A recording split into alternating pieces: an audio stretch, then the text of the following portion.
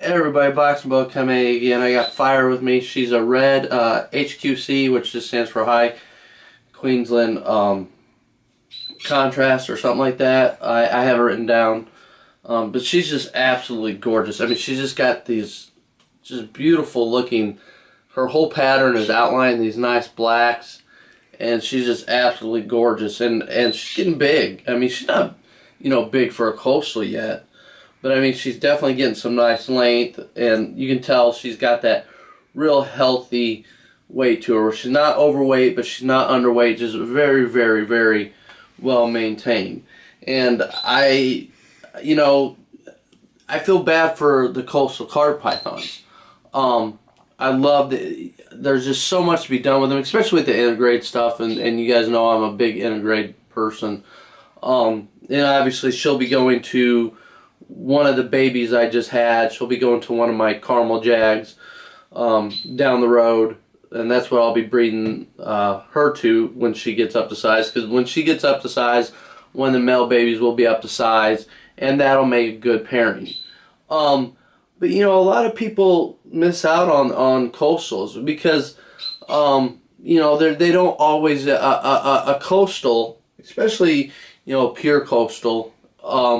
They don't always pop. Now she does have some good bloodline in her, and so therefore she pops more than your average coastal. She's up there wrapping my ear. But there's just so much beauty in coastals, and people shy away from them. She's putting her tail in my mouth because they fear the size they can get, and why they can't get to be decent size. She is literally trying to wrap her tail around my face. This is awesome. Why they can get big size, and you got to be prepared for that. It's still not like a boa big. Like even a coastal, say she gets 7 to 8 feet, right? It's still not like a boa's girth. So you don't have to be intimidated by the size. Why it sounds impressive when they get that 7 to 8. And every great once in a while you'll see a 9 or 10 footer. It's still not like you're a bigger boa constrictor. I mean, they get big heads and stuff. And she's just got an absolutely gorgeous head. Let me get this up close so you can see her head pattern. Let me grab her head so you can see it a little bit. But just an absolute gorgeous head stamp. But it's still, they're not going to be like a boa where it's like that or bigger. They'll be, about like that. It's so. They get a bad rap that way because people are afraid they're going to get too big, and they're really not. They're not like an olive python or some scrubs out there that have a really. The problem with scrubs is they get really good size and they have most of the time nasty attitudes. Coastals do get a bad rap for being, having a bad attitude too. But the truth is, as you can see, that's just completely not true. You just got to work with them, and if you put in the time and effort, you're going to get a lot farther with being able to do what you need to do with your snakes, and handle them and know what to do and read your snakes and know what to expect out of your snakes. But I think coastals are an excellent pet to own. I really enjoy coastals, and I have 2 pure coastals. I have a tiger coastal, and then I have her, which is the red HQC coastal. And I love my integrated stuff, like I said, which is why she will be getting integrated to a caramel jag that I produced this year. Because by the time that's up size, she'll be up to size. So that's this plan. Because really, I want to try and get I love her highlights. So in the future pairings, when I do with her, I'm gonna try and get her the jag and the caramel jag I'm gonna use, and is gonna clean it up a little bit. But I'm hoping that her pattern with the high contrast, I want to see like the outline a lot more. So, definitely exciting. But she's absolutely a great girl. Now, this girl has bit me one time on the nipple. I was not wearing a shirt, and the way I got the racks stacked up, the Proline cages, is she was just right there. And when I opened the cage, I pulled her out towards me. She was finally reaching and grabbing her, and then I brought her up to my body. And she just bit my nipple. It was absolutely hilarious. She let go right away, but and I used to have pierced nipples. I don't anymore. But she decided that she wanted to re-pierce my nipple. But yeah, I mean, honestly, I have no problems with this girl. I know a lot of people are intimidated. Now, the good thing about coastals is for the most part, you can get them relatively cheap. You can get some really good looking coastals out there. There's some tigers out there that I've been seeing that range anywhere from $200 to $350. There's different bloodlines of coastals out there. I know several people have been breeding them and making some decent ones that are a fair price, and they're cheaper than some of your other snakes because they're not the most popular carpet python.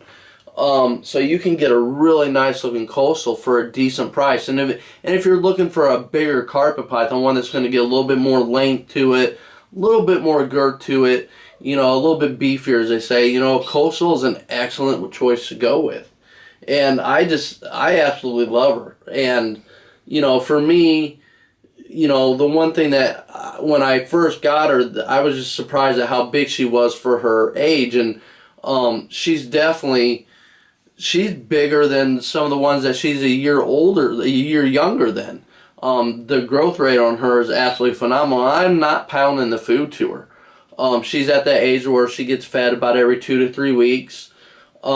Just depending on, you know, how hungry she's acting. She lets me know when she'll climb up on her branch and she'll start looking down. Also, she'll just do little things of, like when I open her cage, she usually always comes out right when I open her, but there's other times where literally if I go in the snake room, she'll let me know if she's hungry, because she'll come out and you can just barely see her peeking out from wherever she is, and she's trying to be stealthy, and it lets me know if she's like, okay, I'm ready to eat again. And so, I mean, I sit there and I feed my animals well, you know, but I don't just sit there and, you know, overfeed them either. But for the first 2 years I've had her, well, first year and a half I had her, she got fed twice a week. Now she's reached that size where I'm talking about, where now she gets fed about once every 2 weeks.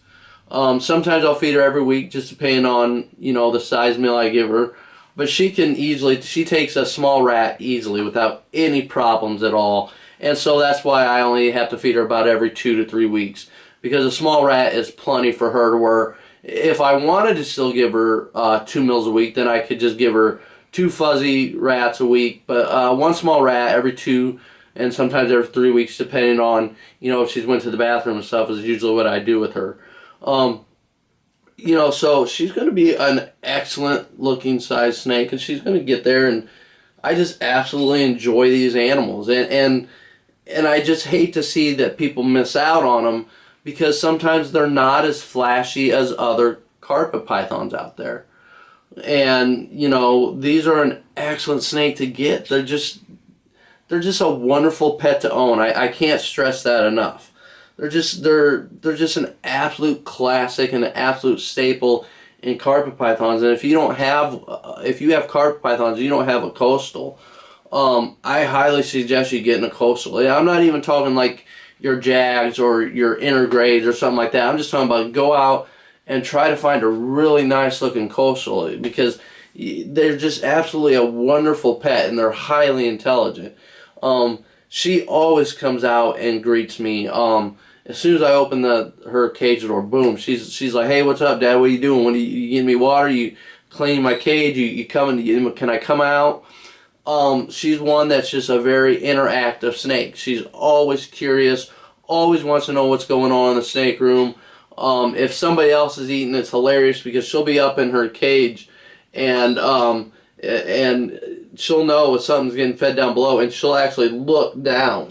And so they're just a wonderful pet to own. And you know, if you're thinking about getting a carpet python, or you have carpet pythons, you know, don't overlook the coastals. You know, really take an in-depth look at them. There's some awesome looking ones out there, you know, that you can get. And obviously, like I've said in this video several times, I'm a huge intergrade fan, so she will be getting integrated with one of my intergrades, and so that's what I'm going to do with her. But I mean, honestly, if you should at least own one pure coastal in your collection, because they're just a wonderful pet to own. And just make sure you find the right breeder. Make sure you find the exact looking coastal you're going for, because there's a lot of good looking ones out there. There's some other ones that are really blah, but that's in every snake. But that don't mean that it won't be a great pet. You don't just have to find the most awesome snake, you know, especially with price ranges. And with coastals, that's what's great. There's such a, you can get them for $100, $125 all the way up to, I think I've seen some go for like $350. But you can get just a coastal for $100 to $125 and have a great, awesome carpet python. So I just wanted to sing the praises a little bit of coastals today. Travis the Lakeless Lizards did a video about some of his coastals, and it just inspired me to want to do something similar, to where I just want to sing the praises of these guys. I absolutely love these guys, and he even said they have this nice earth tone color to them. They come in all varieties as far as colors and different things like that. So don't pass up on these guys. Don't overlook these guys just because of their price tag. And I know a lot of people overlook coastals because you can get them for $100, $125, and they think, oh, that must be a junk snake, and that can be the furthest thing from the truth. So definitely, if you're looking to get a carpet python, you know, and you're wanting something to be a little bit more girthy, a little bit bigger, a coastal is definitely the way to go. You're going to enjoy it. I know I do. So just want to sing the praises of coastal a little bit. And she's got this awesome, when she flips her tongue, let me see if I can't get her to do it near the camera. She's got this awesome looking purple tongue that's just absolutely beautiful. And of course she isn't going to do it right now. There she is a little bit. But she does. She has this awesome, beautiful purple tongue. Let me see if I can't wave my hand in front of her a little bit. There we go. And she has this beautiful purple tongue. It's not even black. It's a purple tongue. And it's just absolutely gorgeous. And so just one of the nuances about her that I love. So anyway, singing the praises of the coastal. If you don't have one, I highly recommend them to you guys. Hopefully you guys are having a good day. I know I am. We're finally going to have to turn the furnace on.